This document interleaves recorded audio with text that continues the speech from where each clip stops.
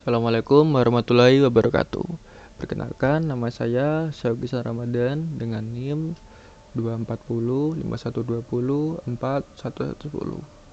Di sini saya akan mempresentasikan hasil pengerjaan saya, yaitu UTS dari Sains Komputasi dengan judul Analisis Regresi Linear Berganda dengan faktor penentu Indeks Pembangunan Manusia atau IPM regional di kabupaten atau kota Jawa dengan menggunakan manualisasi MLR dengan metode eliminasi Gauss. Sebelumnya kita harus tahu dulu apa itu IPM. IPM sendiri adalah Indeks Pembangunan Manusia, atau kalau dalam bahasa Inggris itu disebut dengan HDI atau Human Development Index.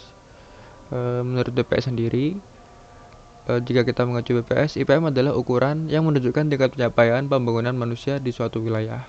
IPM merupakan indikator yang mengukur kualitas hidup dengan memperhitungkan 3 dimensi dasar, yaitu umur, panjang dan sehat, pengetahuan, dan kehidupan yang layak.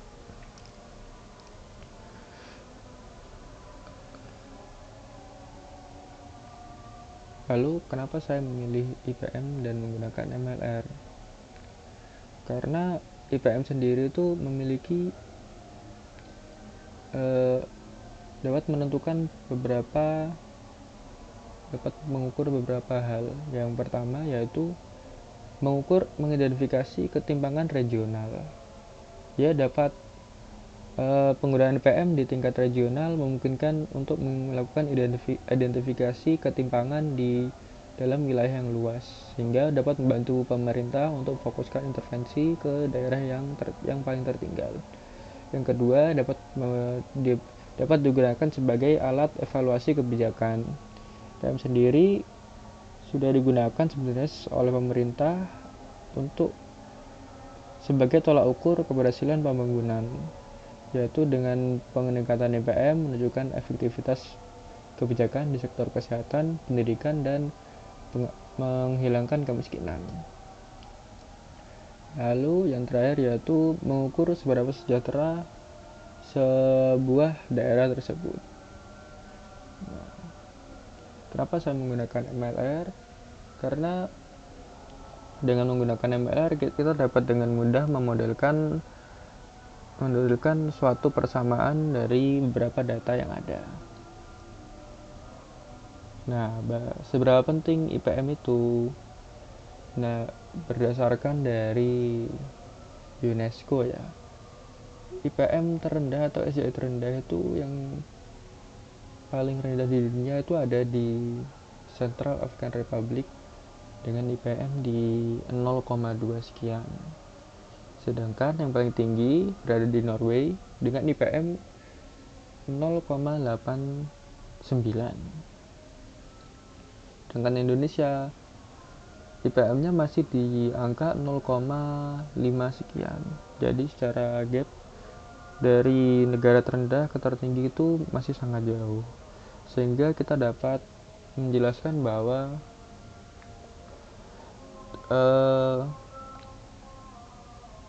pada adanya perbedaan dari yang tadi, yaitu dari kesejahteraan, dari kesehatan, pendidikan, dan lainnya.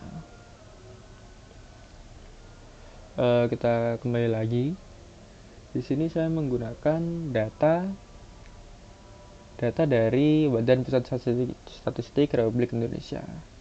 Untuk jenis datanya yaitu IPM dari 2024 untuk seluruh kabupaten dan kota di Provinsi Jawa Tengah, Jawa Timur, Jawa Barat, Banten, DKI Jakarta, dan DIY. Untuk jumlah observasinya yaitu ada 118 kabupaten kota. Lalu lanjut ke variabel kunci dan model matematis. Nah, di sini kita bisa lihat apa komponen yang saya gunakan untuk memodelkan ini, yaitu yang pertama dependent, yang pertama yaitu IPM, Indeks Pembangunan Manusia.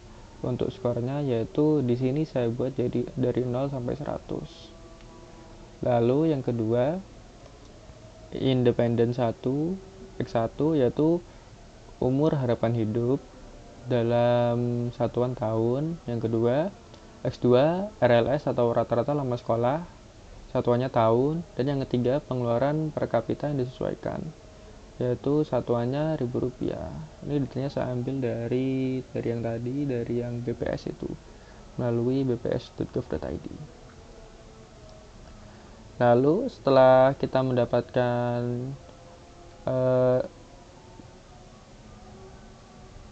modelnya, kita dapat merumuskannya. Variabelnya kita dapat merumuskannya, yaitu IPM sama dengan B0 atau interceptnya plus B1 kali UHH, umur harapan hidup, plus B2 kali rata-rata lama sekolah, plus B3 atau yaitu pengeluaran. Jadi ini model yang akan saya gunakan nantinya. Lanjut, untuk mencari koefisiennya atau beta 1, beta 0, beta 1, B1, B0, 1, 2, 3, 4-nya, kita menggunakan Gauss elimination. Nah, untuk melakukan Gauss elimination ini kita pertama harus membuat suatu augmented matrix. Augmented matrix itu sendiri asalnya dari yang pertama perkalian silang antar variabel independen, yaitu X0, X1, X2, X3. Lalu yang kedua yaitu perkalian silang antara variabel Y, variabel X dengan variabel Y. Lalu yang terakhir yaitu jumlah observasi atau N yang digunakan. Nah, kalau kita bisa dilihat di sini, ini 118 yaitu jumlah observasinya. Lalu di bawahnya sampai dengan sini yaitu kolom 1 sampai 4 yaitu matriks koefisiennya. Dicari dari X transpose dikali X. Lalu kolom yang paling terakhir yaitu ini hasilnya, yaitu yang perkalian antara variabel X dengan variabel dependent Y. Setelah kita mendapatkan matriks augmented, kita selanjutnya melakukan eliminasi maju atau forward elimination. Nah, caranya yaitu yang pertama di sini dioperasi baris R2, yaitu baris 2 yang baru dibuat dengan mengurangkan baris 1 yang telah dikalikan faktor 75.2947 dari baris 2 yang lama. Setelah itu, baris 3 dikurangi baris 1 yang dikalikan dengan 598.9275. Setelah itu, baris 4 dikurangi baris 1 yang dikalikan dengan 13139.2881. Nah, dia untuk mengenolkan elemen kolom pertama. Selanjutnya yaitu menolkan elemen kolom kedua dengan cara menghilangkan elemen A32 yang baru, sehingga pivot sekarang adalah A22 yang baru 109.548. Setelah itu kita menghilangkan elemen A4,2 yang baru.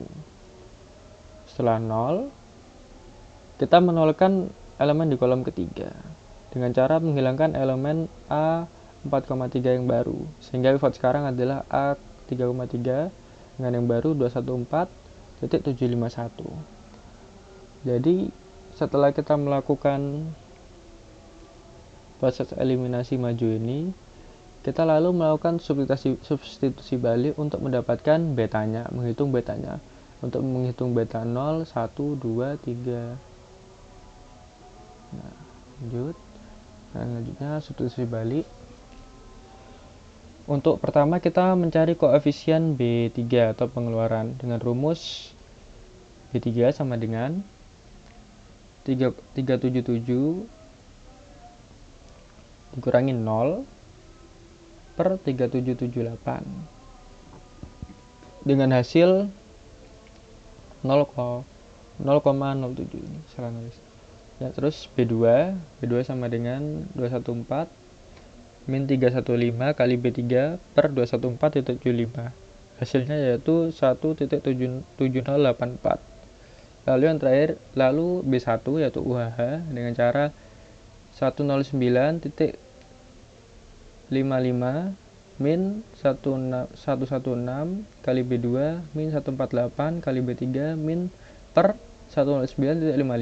Yang terakhir yaitu B0 nya atau konstantanya dengan cara 118 min 884 min 105 kali B2 min 155 kali B3 per 118 dengan hasil 13.7286. Nah, maaf sebelumnya. Setelah dari ini kita dapat membuat sebuah persamaan regresi atau modelnya, yaitu IPM sama dengan 13.7286 plus 0,5060 kali UHH plus 1.7084 kali RLS plus 0,007 kali pengeluaran. Nah, itu tadi persamaan regresi finalnya dari data-data ini tadi. Nah, setelah itu kita harus melakukan evaluasi performa dan akurasinya. Nah, dari model yang kita gunakan tadi, terdapat menunjukkan kecocokan yang sangat kuat dengan data, yang dibuktikan dengan koefisiensi determinasi atau R2 sebesar 0,9721. Angka ini berarti 97,21% dari total variasi skor IPM di kabupaten atau kota Pulau Jawa dapat dijelaskan secara efektif oleh kombinasi variabel UHH, RLS, dan pengeluaran real per kapita. Akurasi prediksinya sangat tinggi. Nah, lalu kita melakukan evaluasinya. Dari RMSE sebesar 0,8442 poin IPM, yang mengindikasikan bahwa rata-rata kesalahan model hanya kurang dari 1 poin IPM. Yang kedua, dari MAPE, yaitu sebesar 0,8408, mengonfirmasi bahwa rata-rata kesalahan prediksi di bawah 1%, sehingga dapat dikategorikan sebagai model prediktif yang akurat. Nah, kalau kita lihat dari model dan evaluasinya, kita dapat menarik sebuah kesimpulan, yaitu dari modelnya, faktor yang paling dominan yaitu rata-rata lama sekolah yang paling mempengaruhi terhadap modelnya tadi. Nah, hal ini menunjukkan bahwa peningkatan 1 tahun RLS memberikan dorongan terbesar pada skor IPM dibandingkan dengan peningkatan UHH atau pengeluaran. Nah, lanjut.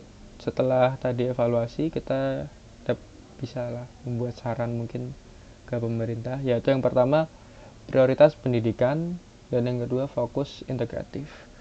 Prioritas pendidikan, pemerintah di daerah Pulau Jawa disarankan untuk memprioritaskan peningkatan akses dan kualitas pendidikan formal, khususnya untuk peningkatan rata-rata lama sekolah. Investasi di bidang pendidikan formal memberikan return terbesar dalam peningkatan skor IPM tadi. Yang kedua, dengan fokus integratif, meskipun pendidikan dominan, pemerintah juga tetap harus menjaga stabilitas dan peningkatan di sektor kesehatan melalui dari UHH itu dan ekonomi, yaitu pengeluarannya bisa dilihat, karena model membuktikan bahwa ketiga dimensi tersebut saling mendukung dalam menaikkan skor IPM-nya. Selanjutnya ada referensi. Untuk referensinya saya lihat di Google. Lalu yang 6 dan 7 ini referensi untuk datanya. Ini yang 2024. Selanjutnya yaitu di bagian lampiran. Di sini saya menggunakan Excel ya untuk mencarinya, yaitu di Excelnya ada kota kabupaten, UHH, RLS, pengeluaran, IPM, pertumbuhan, prediksi, residual pangkat 2, MAPE, MSE, RMSE, AVG, MAPE, R pangkat 2, adjusted R squared, static error, dan jumlah observasinya yaitu 118. Di sini bisa dilihat sampai terakhir Kota Tangerang Selatan. Oke. Sekian mungkin itu saja dari presentasi saya. Saya Syabdi Sang Ramadan dengan NIM 240 5120 4110. Mohon maaf jika ada kesalahan. Mudah-mudahan nilainya baik. Wassalamualaikum warahmatullahi wabarakatuh.